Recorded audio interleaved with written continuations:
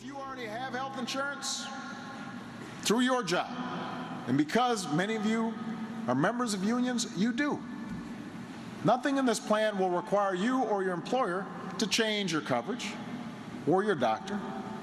Let me repeat, nothing in this plan will require you to change your coverage or your doctor. What this plan will do is make your insurance work better for you. President Obama in 2009 talking about the health care law.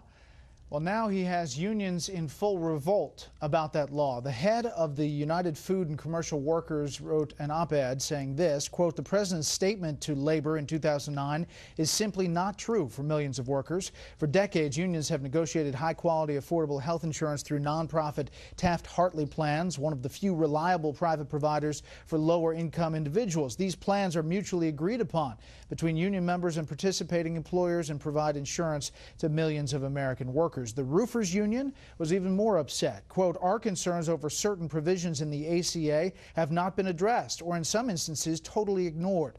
In the rush to achieve its passage, many of the Act's provisions were not fully conceived, resulting in unintended consequences that are inconsistent with the promise that those who were satisfied with their employer-sponsored coverage could keep it. I refuse to remain silent or idly watch as the ACA destroys those protections. I am therefore calling for the repeal or complete reform of the Affordable Care Act." That's the president of the United Union of Roofers.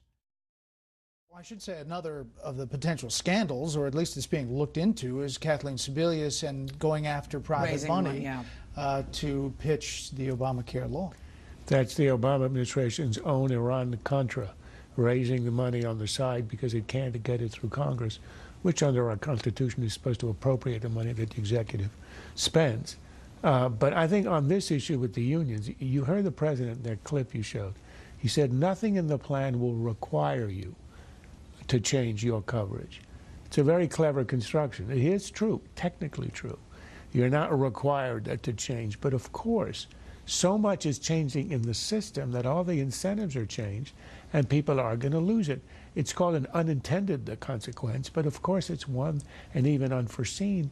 But it was obvious. I mean, the arrogance of altering hundreds of elements of the single most complex social system in the country, healthcare, which affects everybody, 18% of the economy, and imagining that these experts in Washington are able to predict exactly how the parts are going to interact is utterly insane. And now we are seeing, as it rolls out, what the actual interactions are. And here, of course, the unions aren't required to give up their coverage.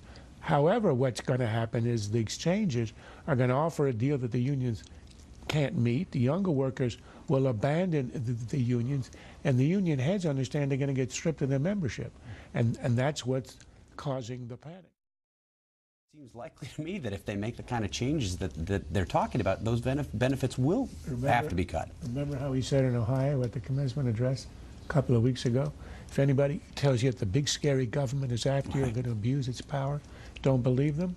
There's a lot of stuff you want to believe. It's going to have to be changed or abolished or adopt a Canadian system. Those are the three options. Yeah, I think you're likely to see Republicans tie raising of the debt ceiling to a suspension of Obamacare, which in theory would give the president some leeway in implementation, which is just not going to happen on their own schedule, and would give Republicans something they want to. Why give them an out? We also have an old law that would allow for prosecution of anyone who published the classified information.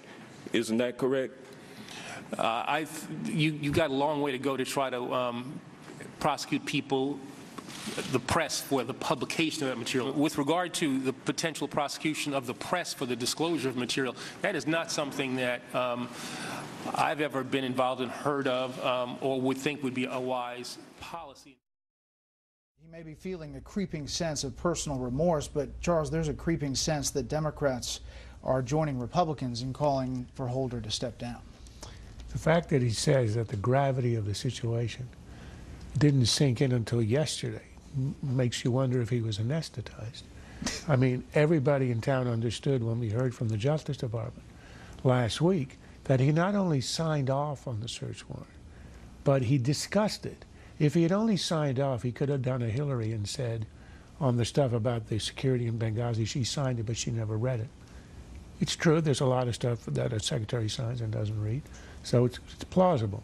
But if you discussed it, it's not plausible. So either he lied, or the other explanation is he forgot. But if he forgot, then he's utterly incompetent. And if he goes and he speaks about this under oath and doesn't check into the past, into what he had done a couple of years before, it's more incompetence. I mean, I feel sorry for him. I'm not sure how he escapes this.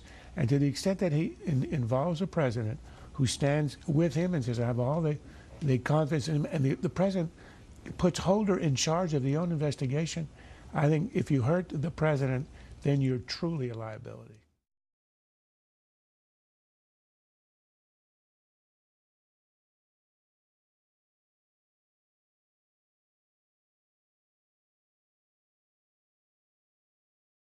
This has been a Sunfish production.